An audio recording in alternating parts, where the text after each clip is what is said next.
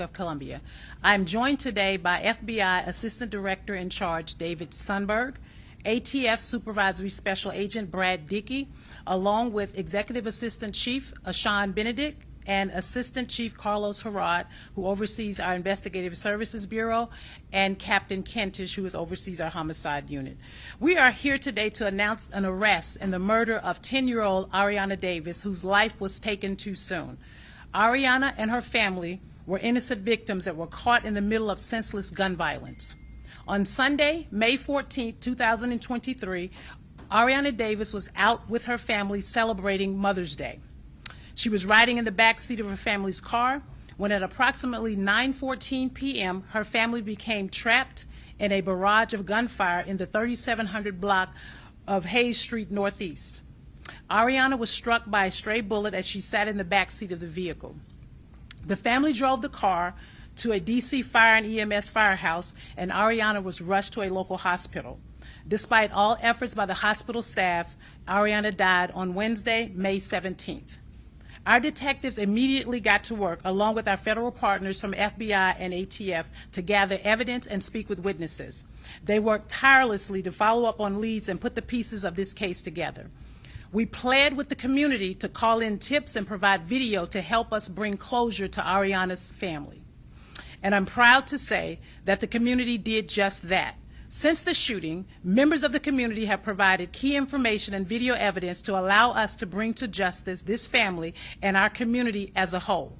Earlier today, 19-year-old Karan Gregory of Southeast DC was charged with first-degree murder while armed for his role in Ariana's death.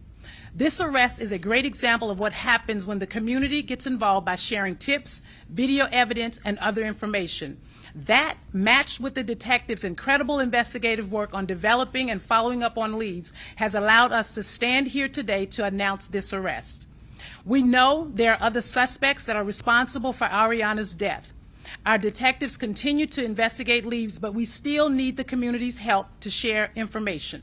We ask the community to continue to assist us and provide information to 202-727-9099 or text 50411. You can remain anonymous. In partnership with our federal partners, the reward remains at $45,000 for information leading to the arrest and conviction of the persons responsible for Ariana's death. Our detectives work tirelessly on every loss of life that occurs at the hands of senseless violence here in the District of Columbia. If you choose to turn to violence, our detectives will follow up on every lead, and we will hold you accountable. Thank you.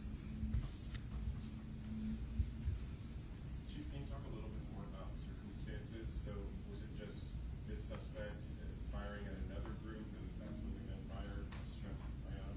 So what I'll do is I'll have our Assistant Chief, Carlos Harrod, over our Investigative Services Division Bureau to provide you additional information. Good afternoon. Thank you. In reference to your question, what we know so far is we believe that this suspect and at least one other individual exchanged gunfire, and Ariana, riding in the vehicle, unfortunately was stuck right in the middle and was struck with a stray bullet. Have you recovered any weapons or anything connected to the shooting? This case remains under investigation. What I will say is our detectives have followed up on every lead thus far, working with our federal partners. They will continue to follow up on any additional leads we get to hold everybody that was involved in this incident accountable for their involvement in Ariana's death. Can you talk about the importance of the community's involvement in solving this? The community was instrumental. Early on, we received information, not only by word of mouth, but by video as well. And then along with forensic evidence, technological evidence, and ballistic evidence led us to this arrest today. Where was the suspect arrested, and has he been, can you say whether he's been in the district since then or tracked him somewhere else? He was arrested in the district. I don't know his whereabouts between May 14th and today. Does he have any involvement in any prior crimes, or? Not that I'm aware of. I'm sorry, you said he was arrested between May 14th and today. You don't know when? No. I don't know where his whereabouts were. We arrested him today in the city, but I don't know where his whereabouts were between May 14th and today. Anything on the circumstances of his arrest? Was he taken into custody without incident or any issues?